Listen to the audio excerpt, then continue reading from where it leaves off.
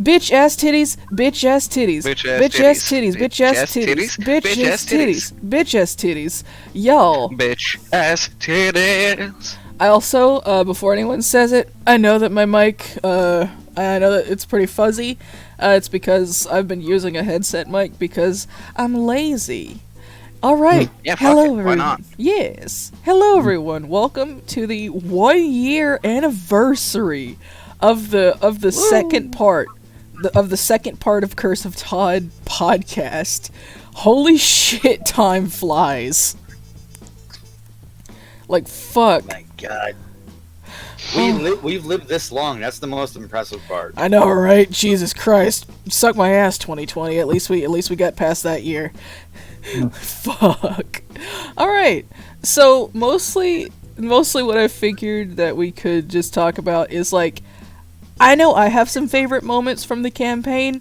I wanted to ask you what, like... Okay, let's go in a speaking order. I see y'all in general, so I will dictate the speaking order. Okay, Dynix, do you have a favorite moment, or is it just like, do you have a favorite moment? I think I can think of one. I don't have much experience with the first part of Curse of Todd. I haven't gone back and watched all of that yet. It's on Twitch anyway, I think? Yeah, it's a bit difficult to get access to. I would consider downloading it and downloading it myself and then re-uploading it to the main channel for posterity's sake. I would, but you know. But I cannot get into my account because I've. Oh no, I was thinking use third-party tools, download the video, just rip that shit down. Oh hell yeah! And put it back up in Yeah. In YouTube. But as far as favorite moments I've done in this current second part, I think my favorite moment would be when Vaetier first got plane shift after that level up, and I opened the session with him just fucking disappearing. Oh my god, that was so much fun. I loved that shit. What do you think? Like, what do you think Vaetier was thinking in that moment? It was something along the lines of, "Gods, I've done it!" And like, "Oh god, what have I done?" Because now he's seen exactly what has happened to the Feywild. He's got a reason. He knows what's happened. Oh yeah, like, shit's bad. Shit is very, very bad in the Feywilds and has the potential to get worse. Like, it's not good. It ain't good. Well, Vaetier's goal is to hopefully restore the Seelie Feywilds at the very least. Oh. Alright, let's see. Well, Hype, you've... As well as become an Archfey himself. Oh yeah. Like, that bitch. She... fucking Vaetier can co-rule with, Infear, because Infear would totally be up for that. It's like, oh my god, my wonderful warlock who I love very much is now my equal. It's a wonderful day. Well, okay, never mind. Infear already thinks of you as like superior to them, but like, oh my god, they're also an archfey like me. Yeah. I know you've been here less. Like Hype, you're relatively new. But do you have a favorite moment? I know I have a favorite moment for Kelly. Literally just being like, it's a tie between just getting to the center of the Red Queen's town and just decimating the Flame Angels. Oh my god, that was my favorite moment. That was anime as fuck. I loved that moment. I prefer the door, like, getting through the town, because it's like, can y'all just, like, the villagers trying to like, can y'all just, okay, you're not leaving us alone. Okay, well, you're gonna have to put your hand in a blender first, then. That was basically what it was. It was just like, no, I don't want to hurt you, but this is going to be your choice, then.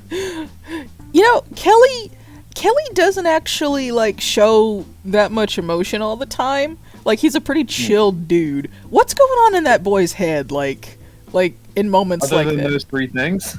Well, I mean, I guess he doesn't have to worry about that anymore. What's going on in his mind now? Now that his mind is clear. Date, but other than that, kids, just basically like I'm just gonna see what happens. He's very much like a reactionary person I love him so much. because he's like, well, I could make things happen, but right now that's not a good idea. I'm just gonna try and make a life Oh, for myself. good. Yeah, let Veatir, Cozy, Visha, and Ree do all the making things happen, and then you just help them out. Yeah, and I'll just, if you need help, I'll just probably do it. God bless him. Just like, hey, Kelly, can you do blank? Okay, snaps finger, done. 'Cause he's kind of at that point now. God bless him. Fun fact for anyone actually listening to this. Hype didn't know what Kelly's memory was until that moment, because Hype had planned with me and he'd been like, okay, listen, you can make it anything. Like I gave you a loaded gun. I gave him he gave me a loaded gun, and I'd say I used it as a BB gun. because after the session he's like, no man, I thought like you were gonna make me kill a whole town, and I was like, Jesus. Yeah, because I was like, well, I could have just had it to where someone was lying to me. Jesus fuck. You don't, Schmogan, I plan for the best, but expect the worst. No, it's just hilarious because I'm like, oh yeah, I'm gonna come up with something real traumatic, something awful, and then he comes to me and he's like, yeah, I thought it was gonna be way worse, and I'm like, what? Schmogan, I was in a campaign where I literally killed the entire planet. What? Because. By the way, everyone, here's a big thing. I like the guy and everything, but here's a number one tip. Tell your players what you're doing for the campaign. Oh. Don't just say make a physical description. Oh. Yeah. Because I was going to be really helpful and everything. Turns out I'm basically an abomination. And I was like, well, since I'm not going to be able to... Since the world basically hates me and there's no possible way to fix that, I'm gonna play into the part really hard. Ooh. So yeah, don't tip. Just tell your players a general thing of what you have planned. Oh yeah. I would love to tell you the things I have planned, but I don't know either. Yeah, but It's a week by week basis. Yeah. This is an improv D&D show. I'd say I'm probably the epitome of improv, except for the fact that I'm not good at it. Shut your whore mouth, woman. You are an excellent improvisational. Far better at improv than I am. How about you shut your mouth? How about you shut your mouth? Okay, Dan, what's your favorite moment? Shut up. Oh God, favorite moment. There's a couple of moments with Cozy I really like. One of my favorites was the assault on the mayor's manor, where Cozy and Veatir stealthily got their way in and were just Metal Gear Soliding, just like either like stealthily taking out guards, like, incapacitating them, or just like ducking out into rooms. Oh man, that is an underrated one. Was that during the session that like my audio fucked up? No, that was before we had the big fight against the mayor. Okay. Oh. And that was also before Ashara ended up leaving. Oh yeah. Yeah. Ah. But we were doing all this cool stuff inside of the mayor's manor. That was fun. Yeah. I think we're. I made you worried that I was gonna blow our cover inside when we got to the music room. That's when I found that's when I found like some of the wind instruments. It's like, hey man, here, check this out. I don't have any lungs. God damn it. The fucking set up an execution. Christ almighty. Alright, so we Sveatir and Cozy working together is always a fun time, I feel like. so we know what Cozy was generally... Actually, I don't... You want to go into detail? Like, what was Cozy feeling before that thing was taken out of him, like, most of the time? Like, what was most of his thought process before that moment? There was a lot of constant urge to always track down Fearmonger at any point. Like, it's like that constant urge to, like, leave, find, like, destroy, assimilate, like consume. Basically a seek and destroy missile. A plot DM's wettest dream, but unfortunately not for me because The thing also is that it only really hit him when there was the realization that he could get to them. When there was that realization that he could get at every one of them, that's when it got more intense. Oh yeah. It's like, we already killed 2. It's like, others are there. They're so close. It's like, not only that, I got up to that fucker's window and blasted daylight and had him like a big spotlight. Also, one of my favorite moments, because that was pure spite. I loved that moment so fucking much. The great part about that was basically a combo move from 3 out of 4 of us. Oh yeah. I'm pretty sure Ashara was the only one that didn't help with that. Ashara was not there because that was Vicious' first appearance. Oh yeah. That was a good first intro, cause like you have this. It's just like you have this like hardened soldier who had been living her entire life in a cult, and she sees a monkey and throw a dude who then throws another dude and blasts. And then an explosion of sunlight. And the first time in God knows how long that land has ever been touched by sunlight.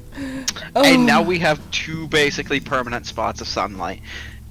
It's beautiful. Yeah, until we destroy the mist and we get the actual sun in there. You know. Every time Cozy does something that changes the baklava forever, it's purely by accident. Listen, Never with the intentions to do that good. It's always because it's spiteful. I love that because it's a perfect example of consequentialism. Like his intentions, fuck his intentions. Who cares? He's still a good person because of the things that have come about because of his actions. Like the world is better for him having existed, even though he was angry and spiteful and shit like that. What is he now? Because now he can feel and you want to go into detail? You want to go into? I don't. And overall, what his what the intention for him being made, he was the original reason why he got made was to actually be helpful to everybody. That was when he was created, when the doll maker made him. It was in that lucid moment when the mist was just lifted up from everybody for those few fleeting moments when Corvinus made the wish with the candy. And the doll maker realized what the state of the world was and what he was doing, and basically that was the only time realizing wait a minute, I can make a difference. Oh yeah. I can make something to do something for the world because I can't. It was. But unfortunately, everything he had was stained. Oh yeah, he was a very bad person. So, good intentions, but using what he had on hand, which was all very cursed stuff. Oh yeah. Oh yeah. Yeah. But hey, it still made Cozy, who is absolutely wonderful, and I love him. So, can I just say one thing? Yeah. By the way, Killicum realized, hey, Cozy's been doing some stuff. I'm following that guy. The entire time. I'm following that guy. so there was It's funny because there's a lot of things that Cozy does do good to help people. He only could do so much, but he tried to help as much as he could. Yeah. There's always that driving force of good because that was the intention of how he got made, and the fact that he was also given that makeshift holy symbol of the Raven Queen. Oh yeah. Yeah. So, coming across Scooter's small shrine in Valley Ball all those years ago, that was what triggered like him being able to hear him. Yeah. Oh, bless. Ree. Cozy tried his best to do good, but he's only one little dude. Yeah. Sometimes it takes a group of dudes. Don't skip yourself. Well, I mean, that's the thing. I have, like, the entire campaign is my favorite moment. Like, I can't just pick one because, like, not only do I have y'all, I also have the previous group. And, like, yeah, we're not friends anymore, but I haven't forgotten them, and I haven't forgotten the fun moments that we had in the campaign. Like, fuck, Corvinus. Corvinus is still one of my favorite characters that anyone's ever made for a campaign. Like he was so interesting and so much fun, and like there was the first time they went to the death house, and there was the time that Gomor solved the entire thing with the boots of weed. Like, my memories are faded and they're mostly murky and stuff, but I mean I still have memories. And I'm super grateful that you did that campaign in the first place, because thanks to you playing that campaign, I got to basically meet all of you and hear just that fantastically fun adventure everyone got to have, and because of that, Cozy got birthed. Because he was made from the love of that group. And now he's so much more. Now he's his own person. And the past is the past, but it's still there in memories. Skull! You've My favorite moment already got mentioned. Did it? The Donkey Kong moment. It was so fucking good. The thing about Ree, DK Mega Hurl. the thing about Ree is that, for the most part, like, y'all have seen the meme side of Ree, which it's a shame because I know the full picture of Ree. Like Skull, you have mentioned, like, Ree still has, like, nightmares and PTSD, and we just haven't gotten a chance to, like do something with Address it. that. Yeah. Like, Yeah. what's going through Ree's mind on, like, an average day when he's not, balls deep in the wife? Well, wives. Well, wives now. Because I was gonna say it's like life good, right? Wife. No, he's not balls deep, he's goo deep. Hey! Better. That's kind of hard to say because he's doing a lot better now. Now what? Wives are back, Oh, yeah. Now you have... and Lindsay is better. Oh, yeah. You got two I wives, think 2 kids, a frog best friend. I think things would be a lot different if Lindsay wasn't better. Oh, yeah. Luckily, it's D&D, and there is a cure for depression, and it comes in the form of a small, angry man.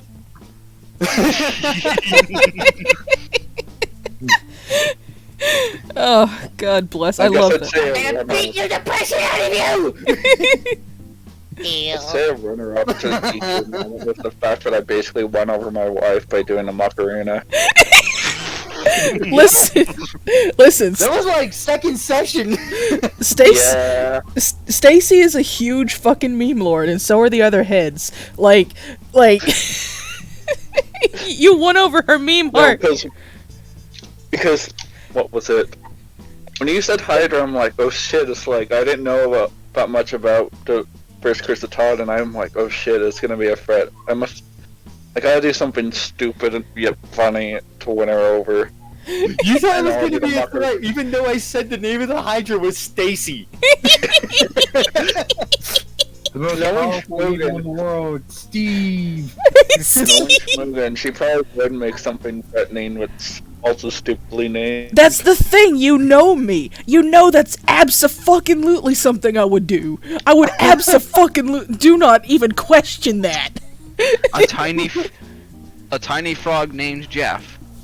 He has a gun. Destroyer of worlds? Yes. Or friend? He has a gun. You do not know which is the truth. Is soft friend who wants to help you, or destroyer of worlds? You will not ever know until you interact, and they will probably have an uwu baby voice. That is Schmoojin. That's Schmoojin's NPC process. That Can I do is. one thing before we move on to Sophia? Yes. The fact that, granted, I offered to contribute to the other campaigns, but the fact that you actually used my NPCs for this campaign. Listen, I like the things that y'all make. Like of course I have to have control in the end, like over everything purely because of my own anxiety.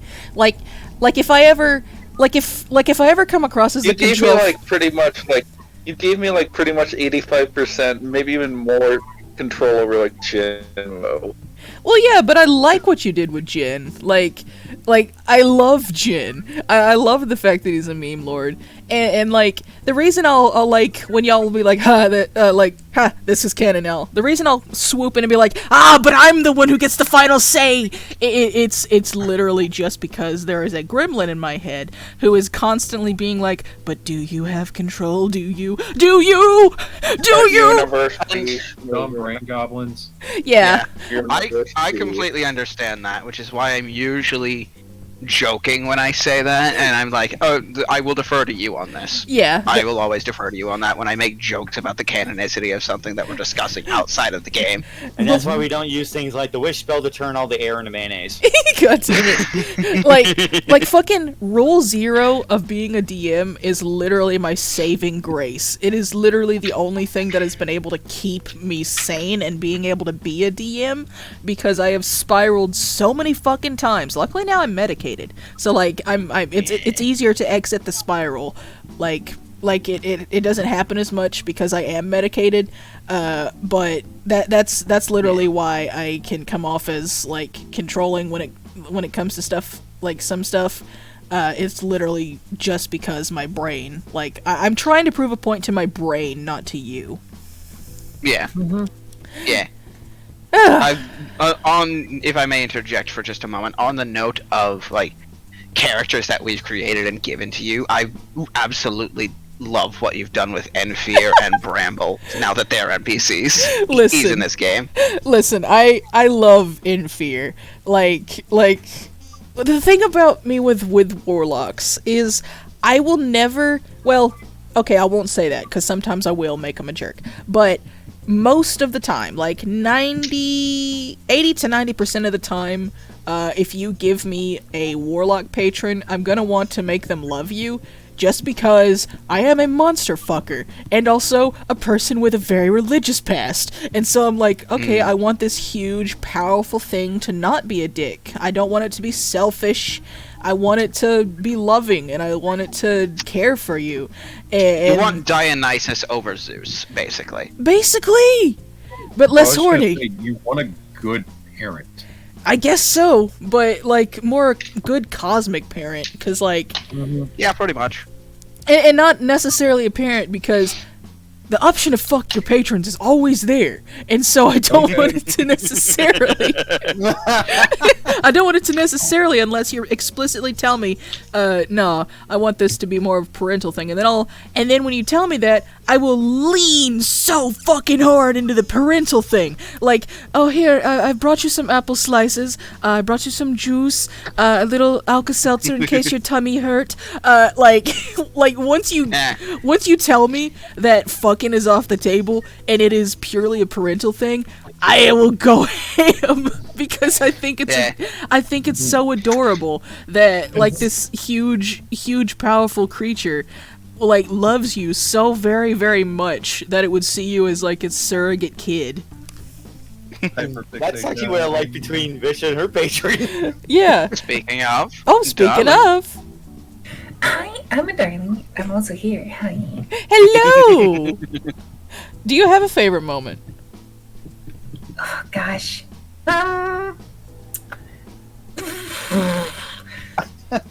It's a hard toss-up with me honestly because most of Fish's moments are relatively the same. Untrue. Most of them.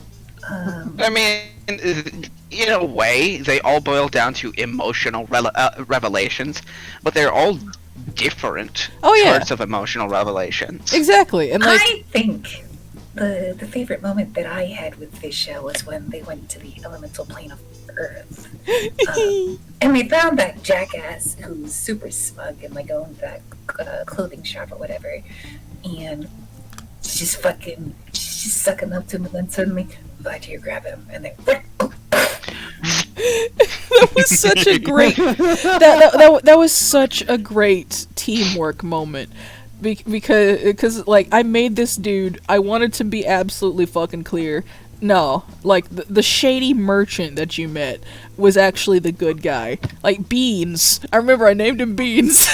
like, I wanted Beans to be like this shady, asshole-ish dude, but, like, I wanted him to also be the one in the right.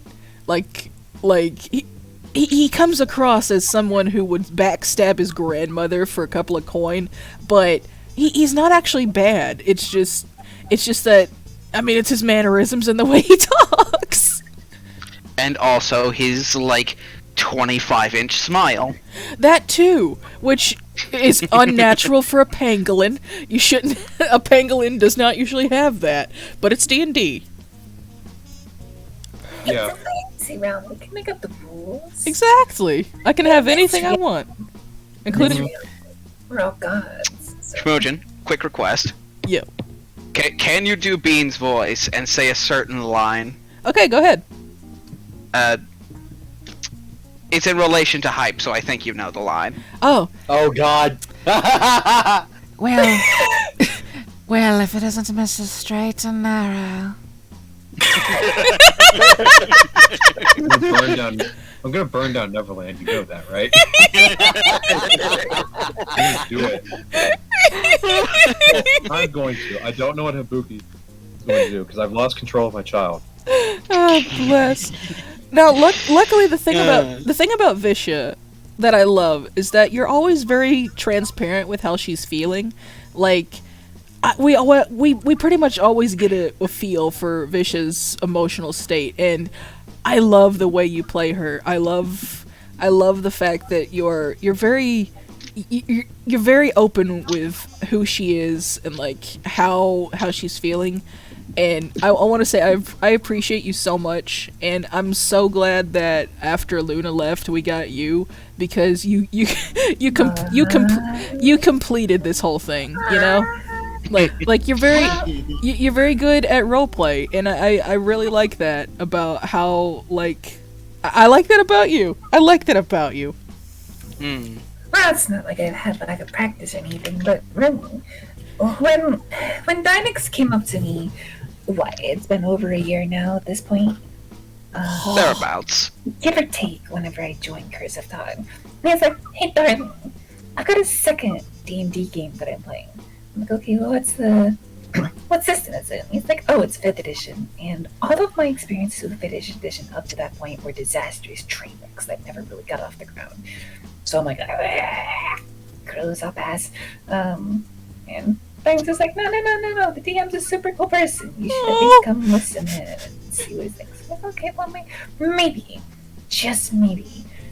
I was lying to him. I didn't actually listen to any of the Unexpectables. I don't blame you, darling. It's a lot of content to get into, but you should definitely go look at Belkinus Necro Hunt, because that's only like 10 sessions right now. Plus Unexpectables gets worse, because then Bosco joins, and you all know how I feel about Bosco. We'll talk about that off of the podcast, Yeah, because there's a new update in relation to that. Ooh, woo. But when Dynex was like, "Hey, listen, come join this campaign, and like, if you don't like it, then so be it. But give it a try. We can hang out. We can have another time where we can both play together." And I'm like, "Okay, sure. You vouch for this person, so I'll just go ahead and import my old character from that campaign that Dynex was DMing that never quite got off the ground." Yeah. Vishalaxia was initially just a creepy ass vampire cultist. Yeah. And so I was like, okay, how do I recreate a Dark Knight from Final Fantasy without making them a fucking spooky ass vampire? Because Shmuel doesn't like vampires. Oh no, So I just hate kinda- vampires. So I just kind of had to fuck the vampire part out of this show, which turned out to take quite a while. Yeah. I helped a lot with some of the background stuff on that. She blossomed beautifully into a character after I stopped trying to play her as a stereotypical Dark Knight. Like, she really came into her own once I started leaning more heavily into the emotional aspects of things.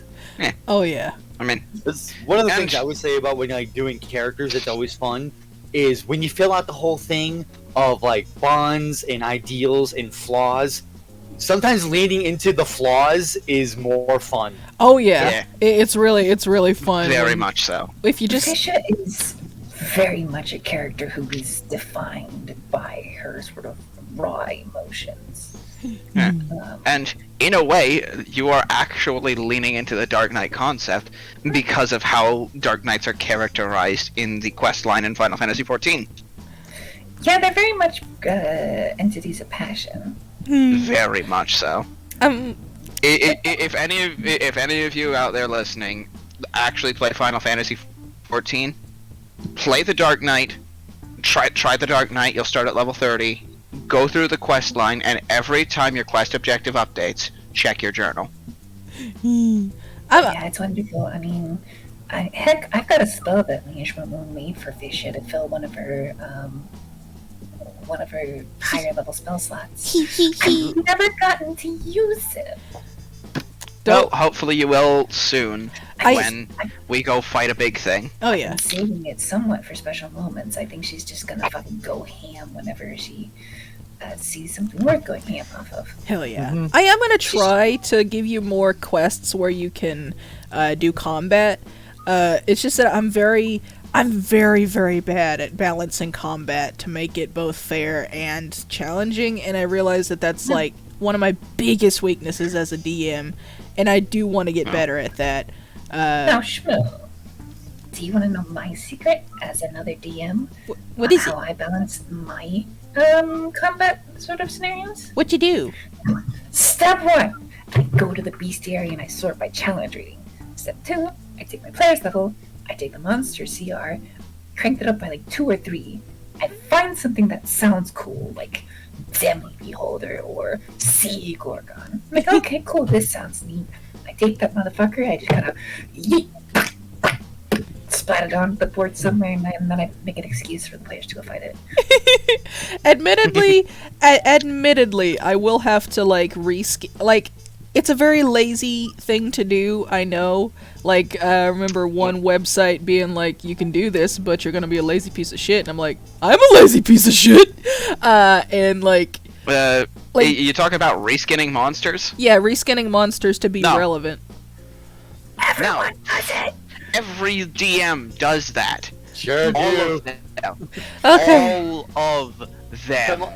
Come on. It is I did that literally for not rule- turn. It's rule 5 of DMing. Reskin your Also- monsters to make them relevant. Sometimes all you need to do is That's just like- fudge numbers. That's Yeah. reskinning monsters is like step 1 of homebrewing monsters.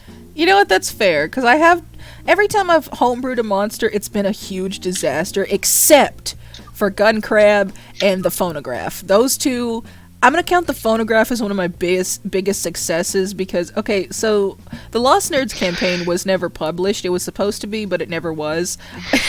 Jack told me he had nightmares about it, and I'm like, yes! And then you brought it back for Curse of Todd. Of course I did, because it's one of my favorite monsters. I love it, because it's also highly personal. Like, okay, so at the time of creation, I thought I had OCD.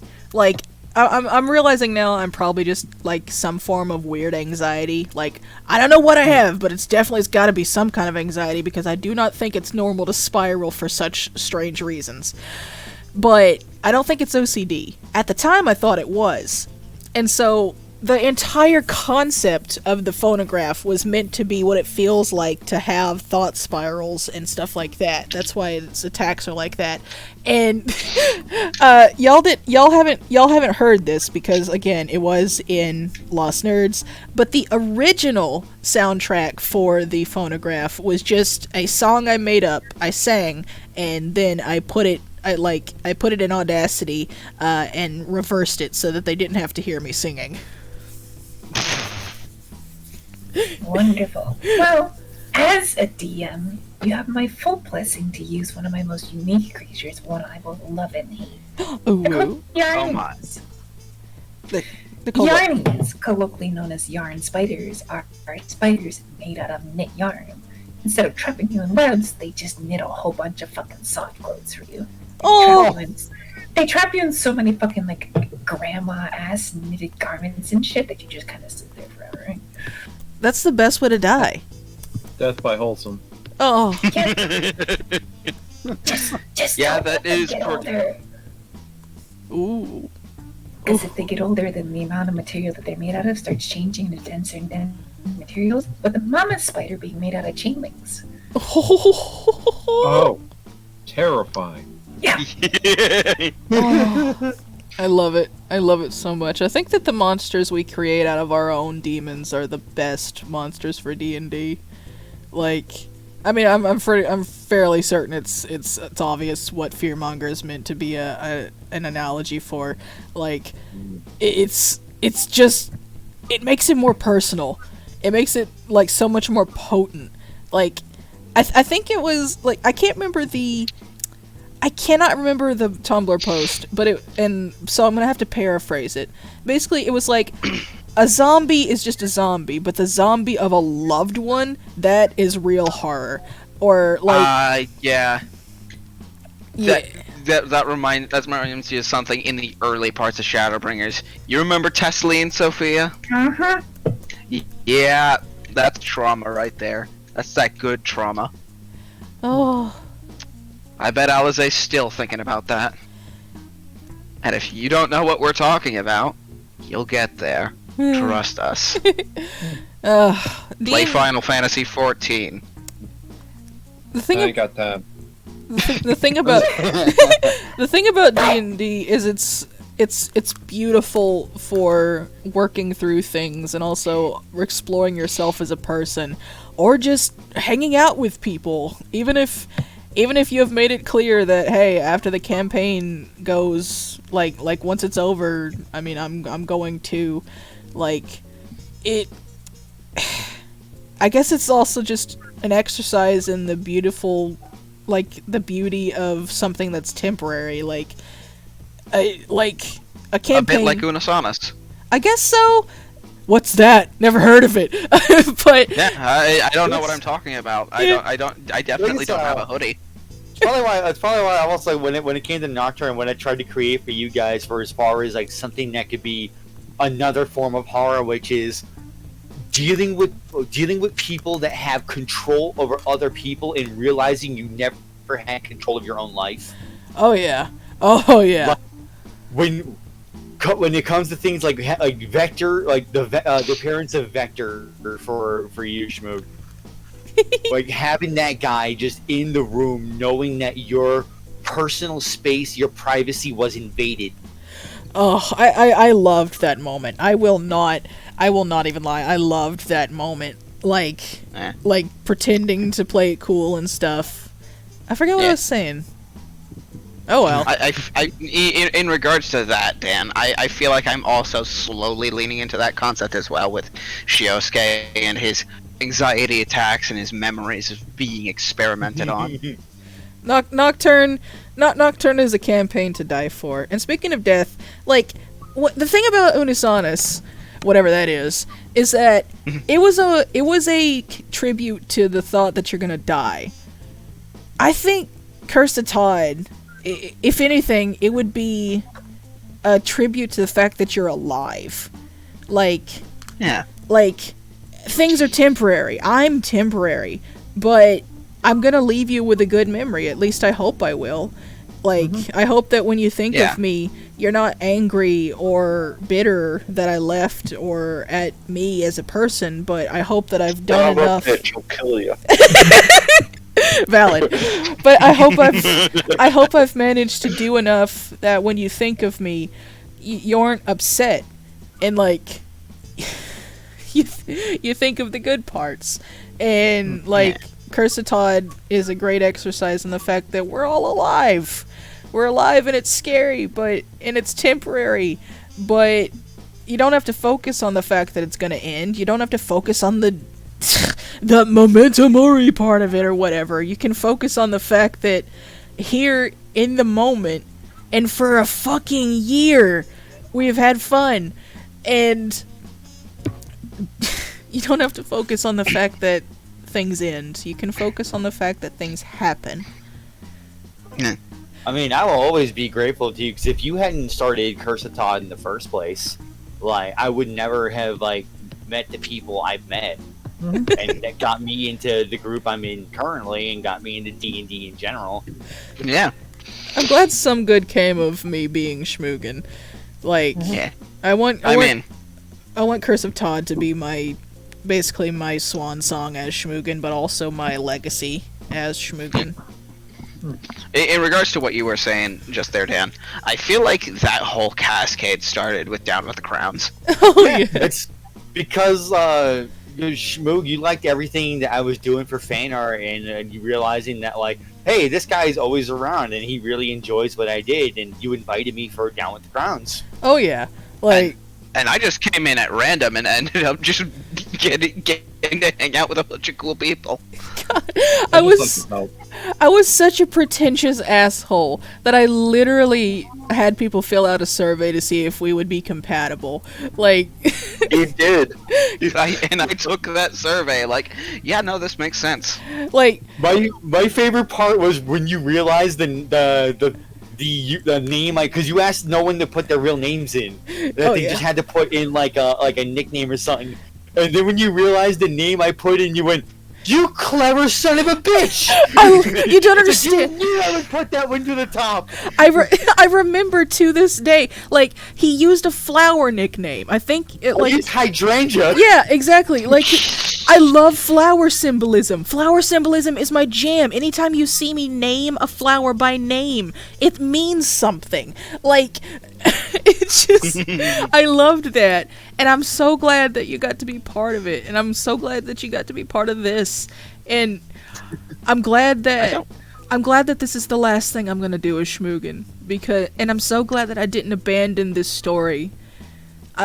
Because I fell in love with it. What I put in. I don't remember what I put in as my name for that survey. I think you were a red mage. I think you yeah, were a red probably. mage. I was big into Final Fantasy 14 then. And still are. Or Yeah. When did you stop? Never. I'm glad that this is gonna be the last thing I do as Schmoogan, because I've fallen in love with this campaign, and I fell in love with the characters and like of the first part of it. And that's why I gave them such happy lives, because I still cared for the characters, even though the people behind them aren't a part of my life anymore. And I'm really glad that you're here to help me see it through. I'm glad that we do have this time together. Even though it is temporary, I'm glad that you still stuck with me, even knowing that it's temporary, because the thought of saying goodbye is scary for a lot of people. And you still... you felt like what I'm doing here is worth it. And I thank you for that. And again, we'll always say, just because it's goodbye doesn't mean it's forever. Who knows? Precisely. Who knows? Maybe this will be the universe where I get therapy and learn how to be good to people, and I can have friends and come back. But let's not count on that. I'm a firm believer in Murphy's Law. If anything can go wrong, it will go wrong. So let's expect the worst. I stuck by you. Got therapy. I stuck by you for your crazy shit on the internet. I'm gonna see it to the end. God, I cringe at myself. Like, oh my God, thinking back to It just some of means you got better. I hope so. I really do hope so. I think I gave people the impression that I hate men, and I think back then I did. I think I did, but I don't. I really don't. I don't anymore. And like, but that's I a. mean, you're constantly thinking about jumping Taka's bones, so. I mean, listen. There's a difference, but listen. That's pure lust. That's pure lust, baby. It's not my fault. I have a listen. Not only is he hot, but I have an emotional connection to him. Like both parasocial and the fact that he has acknowledged me as a person. You don't understand, man. And I think that's a great place to end the podcast with me thirsting after Taka. Same as it ever was. Same as it ever was. Same as it ever was. And I think we still have enough time to play D&D. Yep. Oh yeah, we still got a couple hours. Fuck yeah. Oh yeah. All right. Thank you anybody who actually stood by the end of this podcast, because it was meant to be 20 minutes and ended up being 45. It's a wonderful celebration of 1 year of Curse of Todd, and I'm looking forward to many more years of Curse of Todd. You shouldn't look forward to that. Probably drag it out long. 25th anniversary special. Oh god. All right. I'm Schmoogan, but not for long. We're not gonna do. Actually, yeah. Go ahead, and Dan promote Final Phantasma. Go ahead and do that. Hello there, it's Ninja Dance Funhouse from the Final Phantasma YouTube channel. Here to promote Curse of Todd for 1 year. Rick and Morty, 1,000 years. We're gonna have everything. We're gonna have the Curse of Todd Christmas special, the Curse of Todd Easter special, the Curse of Todd Arbor Day meets versus Freddy versus Jason meets the Flintstones. We're gonna have 25 billion beach episodes. We're gonna go to every beach in the multiverse. the 30 gram bag chicken nugget Happy Meal exclusive edition. We're gonna get so big we have McDonald's toys. Oh god, and once again, I am Schmoogan, but not for long. Thank you everybody for listening. Take care. Bye-bye. Peace. Anyone else remember those Neopets McDonald's?